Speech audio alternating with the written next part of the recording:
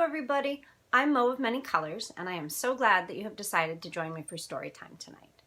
This book that we're about to read has been brought to you by the Book Fairy Pantry Project, and they collect and distribute new and gently used books, children's books, to local food pantries. And if you would like to learn how you can be a part of that, all of their information is pinned right to the top of my Facebook and on my YouTube bio.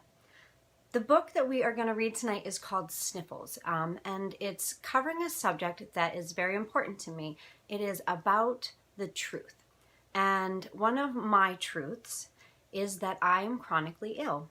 And sometimes I don't have the energy to dress up in the costumes you normally see me in and put on the pretty makeup that you normally see me in. But I didn't want one of those days to rob me from my story time with you guys. So rather than skip a day, I thought that we would just talk about it for a second. I have an illness that makes it very hard for me to be out in the heat. And today I had to go out in some pretty hot weather, and it made me really sick. And I had a million things that I really wanted to do today, and instead I took a nap and chose to use what little energy I have to be here with you guys right now. And I know that I'm not the only person in the world that is chronically ill or knows somebody who is chronically ill, and I wanted to be a voice for just a second for all of us, and to let you know that if you also have something that you suffer from on a chronic level, that it's okay to listen to your body, and it is okay to take that nap, but it's never okay to give up. You always got to keep trying, even if it's just a tiny bit every day. You always keep trying to do the things that make you feel successful and happy, because sometimes our limitations don't have to actually limit us. So that is one of my truths. So I've decided that when I'm having those days, I'm gonna come and read stories to you anyway, even if it means coming to you with my regular purple hair and my cat ear headband in my pajamas. So with that being said, I am gonna dive right into Sniffles by Stephen Cosgrove, illustrated by Robin James, a serendipity book. Here we go. Dedicated to my brother Michael and me, little things become castles and kings when Michael and I build a story. Near the land of Savannah, near and not too far, was a land filled with flowing, silvered sands called a desert, and in the middle of this desert was a sparkling oasis called Cashew. Ivory staffs and pampas grass waved like plumes in the perfumed desert's breeze, and kangaroo mice left tiny tracks for the warm winds to blow away.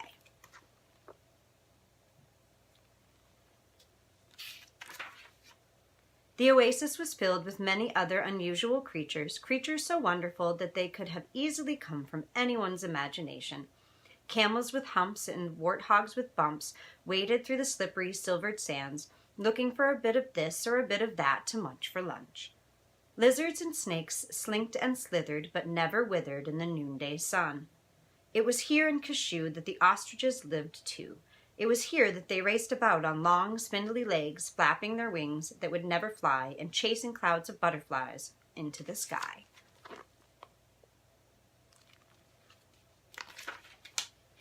One of these ostriches, brighter plumed than the rest, was called Sniffles. She danced over the dunes of silvered sand in search of silly adventure.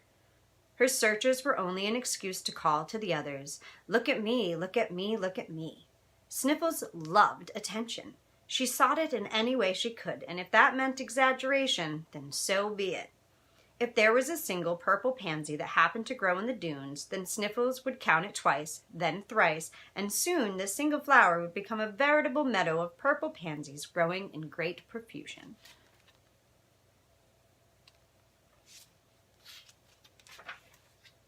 Sniffles didn't limit her exaggeration just to the plants that grew in the desert, but also to little things that happened to her in imaginative travels. One day, as she was galloping along, pounding the sands and feeling the wind whip through her velvet feathers, she stopped to watch a kangaroo mouse hippity-hop across her path. The little mouse, quite by accident of course, stepped upon Sniffles' foot. The mouse looked up. Sniffles looked down, and exaggeration began its journey. As Sniffles walked away, her imagination went to work.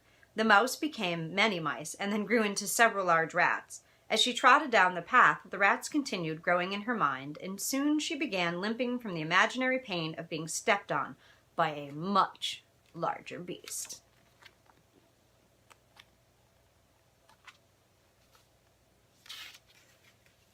Sniffles rushed back to the oasis, but by the time she got there, she was limping so badly that she could barely walk. Soon she was surrounded by all her family and friends, who anxiously asked what had happened.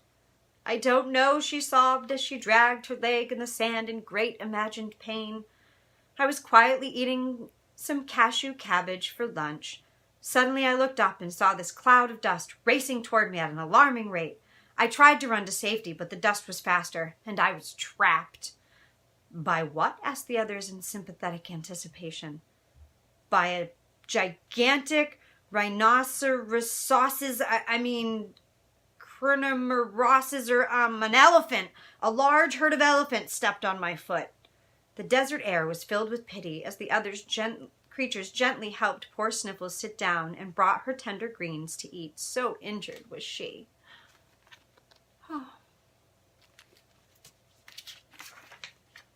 Sniffles recovered slowly from her imaginary injury, wallowing in the warmth of pity from the other creatures. Finally, she was recovered enough from her injury to run again in the deserts around Kashu. Oh, it was delightful to once again feel the winds whip at her feathers. She raced through the dunes and leapt over anything and everything in her path. She leapt over the old broken shell of a discarded egg. She soared as she jumped over a tiny desert worm. Running and leaping she went until she jumped over a tiny clump of wild roses that grew at the edge of the path.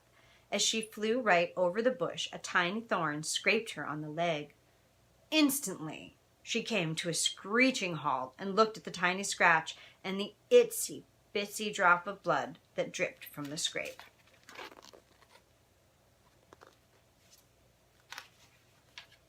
She turned and started back to the oasis as the scratch became a cut and the cut became a wound. Soon she weaved on her way, barely able to walk at all.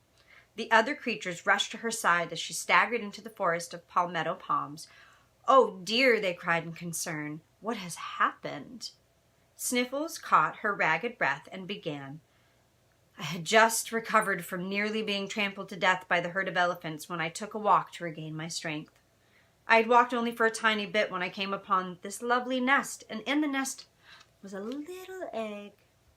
She paused in her story and she looked about at all the caring faces. "Could I please have a sip of water so that I might continue?" "Oh, I understand that need."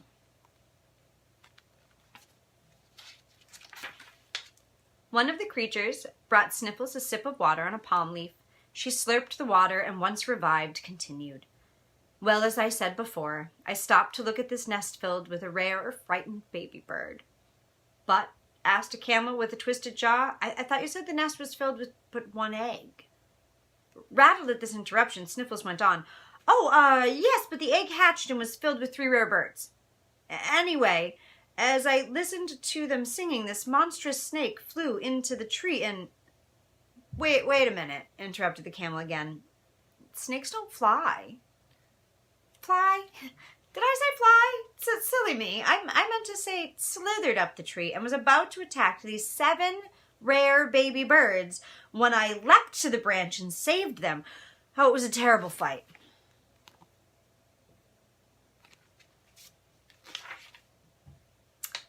"But," asked the camel, "how did you scratch your leg?" "Well, if you let me finish without being interrupted," continued Sniffles dramatically. "Oh, we fought and fought. The snake began to swell and grow bigger and bigger, and as we battled until it turned into a great and monstrous serpent, I wrestled him to the ground and knocked him unconscious, and the flock of baby birds was saved." Most of the creatures oohed and awed, but the camel persisted and asked again, "But how did you scratch your leg?" It was horrible," sighed Sniffles, unruffled by the interruption. "I had just soothed the hundreds of baby birds back to sleep when a great wizard appeared and attacked me with a magical sword. Swish! The sword cut through the air, and I was wounded on the leg. He nearly had me there, but the mother of the baby birds, grateful that I had saved her thousands of babies, I think she was an eagle, swooped down and grabbed the wizard by his cloak and flew him far away, and I was saved. At the end of her story, Sniffles fainted dead away, or at least pretended to faint. Her head plopped down as she flopped back onto the sand, for no one caught her as she fell. "This is ridiculous," said the camel. "Eggs to birds to eagles to snakes to serpents to sword-wielding wizards? The worst Sniffles has done is to scratch herself with her own imagination." Laughing and giggling, all the creatures of the desert left Sniffles where she lay and wandered away to the important things of life. Sniffles remained in the silvered sands with one eye closed, still pretending to have fainted dead away, with the other eye open to watch everyone leaving.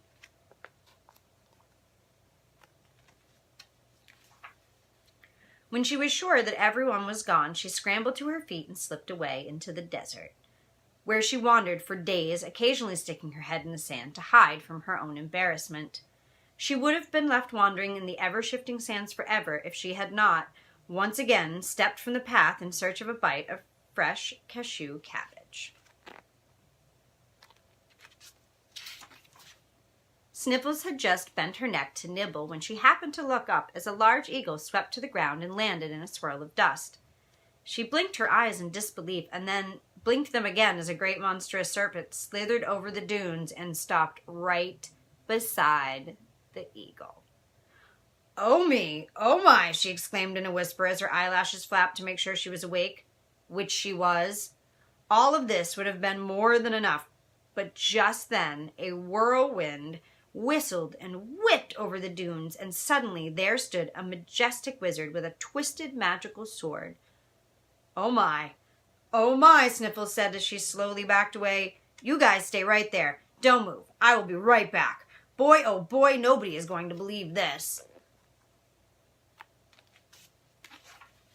She raced back to the oasis, shouting and hollering. By the time she got there, all the other creatures had gathered around. "Well, well, well," chuckled the camel. "What is it this time? Dragons? Purple turtles? Witches who fly on brooms?" "No," said Sniffles, excited as she looked at her friends. "It's sort of, Spit it out," laughed the others. "We just can't wait to hear." Sniffles looked around, twisted her foot, and then quietly said, "Never mind."